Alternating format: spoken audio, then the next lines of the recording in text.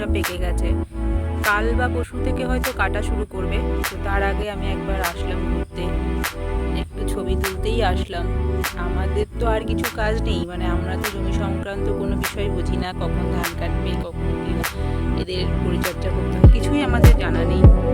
শুধু জাস্ট মজা করতে আসি, দেখতে আসি, ছবি তুলতে আসি, এটুকুই। তো যাই হোক, আমার ভালো লাগে ধানের জমিতে আসতে। আমাদের এই জমিতে শুধু ধানই করে, সর্ষে আর ধানটা করা হয় ঠিক। এবার আমরা সর্ষে আর করতে পারি না।